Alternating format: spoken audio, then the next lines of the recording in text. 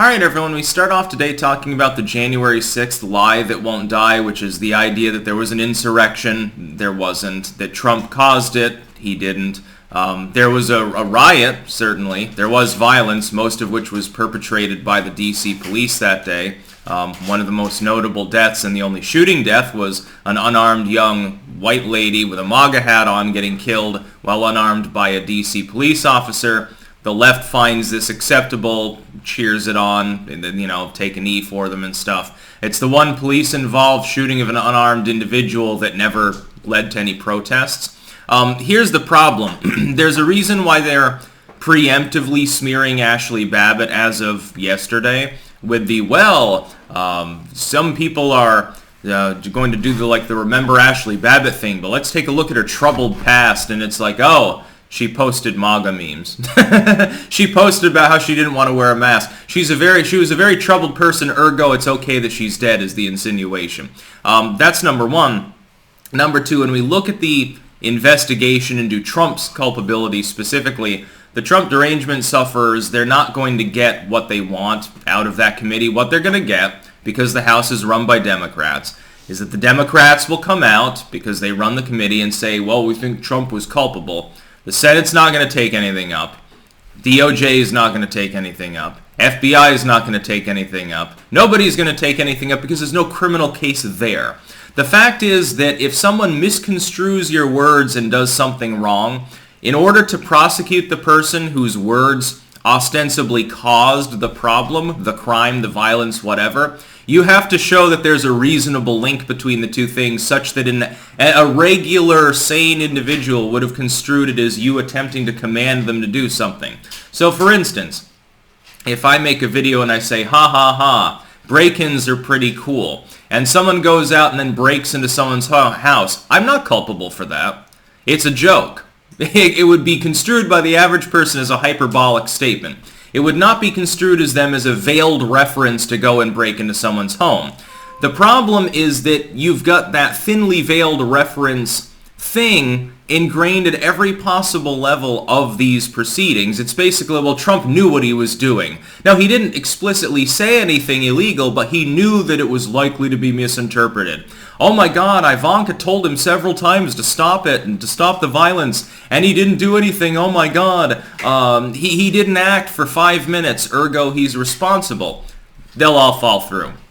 He's not going to get prosecuted. The idea that he's going to get prosecuted is a goddamn pipe dream, and it's hilarious to see people with Trump derangement syndrome claim that that's going to happen. Now, before I continue, keep in mind that down below there will be a pinned comment if you're watching this video on YouTube with links to other video hosting sites that I use. Keep in mind I make exclusive content every single day on those platforms that doesn't go on YouTube. By the way, they're fighting again, unfortunately, so they're going to need literal cat therapy at this point. It's too much for me. I have to remake videos all the time. It's disturbing my sleep. It really is becoming a goddamn problem. They're cute and fluffy on camera, but you wouldn't want to live with them. Now, here's what I think will happen.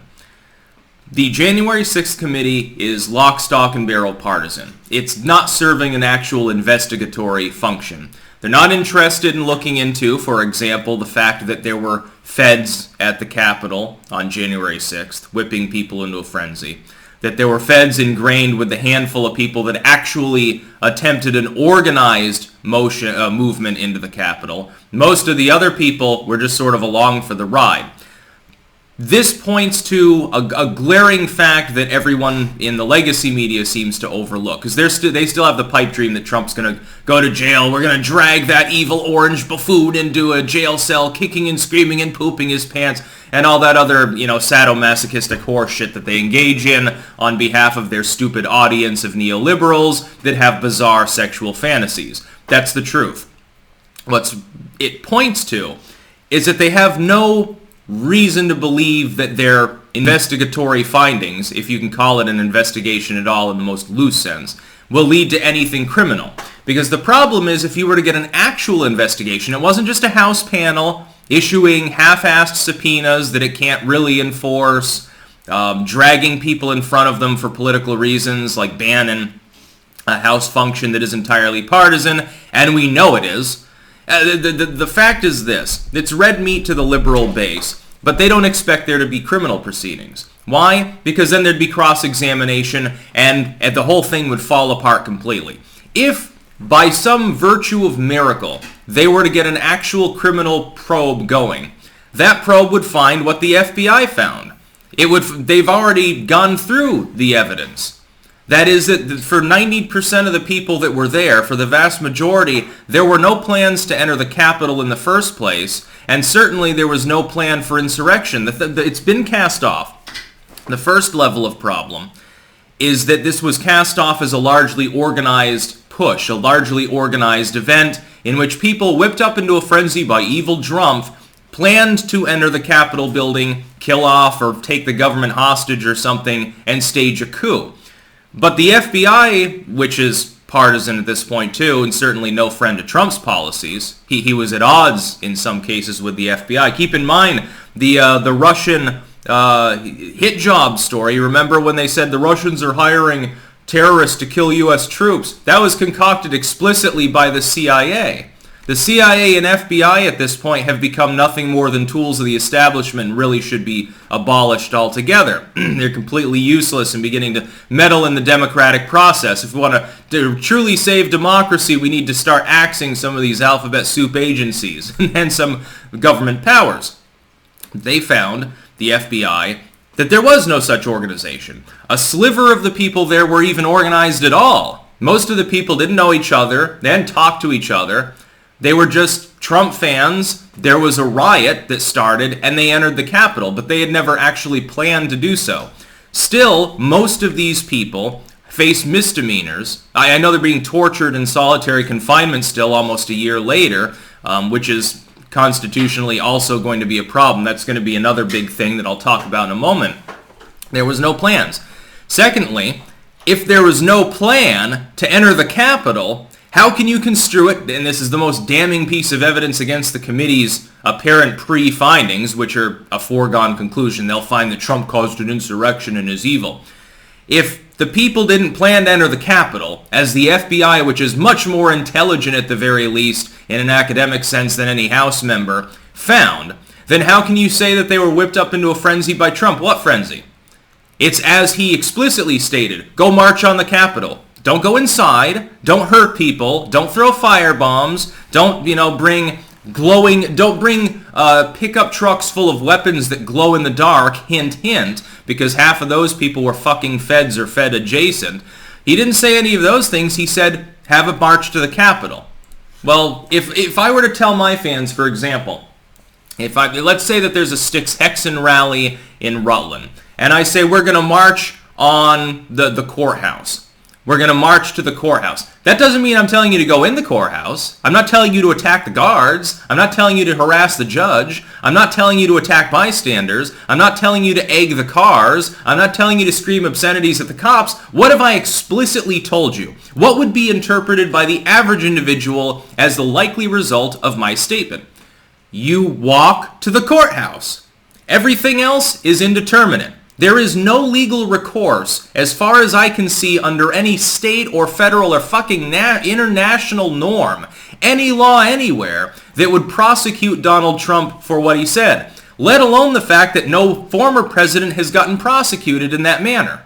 Former presidents simply are largely immune. It would be an unprecedented step that, by the way, if they were before the midterms, to recommend charges and attempt to spark a criminal probe, they would lose bigly. I'll tell you why. On the one hand, there may not be a criminal probe. Biden might even have to come out and say, well, then that's enough. Yeah, we all know Orange Man bad and stuff. He did a bad thing, but, we've got other things to worry about. He would look like the astute one among the Democrats, which would probably help him, and half of his own congressional Dems would throw him under the bus. So either the probe doesn't happen, they look weak. Where have we seen this before? Oh, that's right, it's with the Hillary Clinton thing. He looks weak, or they actually try and they fail, and it blows up in their face. And Trump says, look, the ultimate capstone of a years-long witch hunt was that they literally tried to throw me in prison for something I had no part in, which didn't happen based on faulty evidence. A goddamn pre-law student could argue a case like this.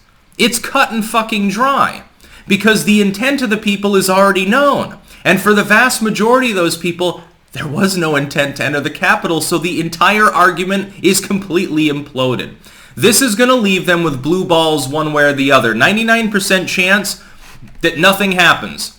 The committee, the House committee will find, in its findings, will be hyper-partisan. Democrats will largely believe it. Republicans will ignore it. Independents will tilt off against it. And when they make a big deal about it, it'll blow up in their faces anyway to a greater or lesser extent because they're not doing anything about inflation. They're not tackling the border crisis. They're not talking about Russia. They're not talking about any of the other problems that the average American faces. They're talking about an abstract that's a year old now and that people have largely moved past unless they have severe Trump derangement syndrome. But you don't need to woo those people. They're already going to vote Democrat in the midterms. You got to woo independents, and they're getting tired of this shtick. That's about all.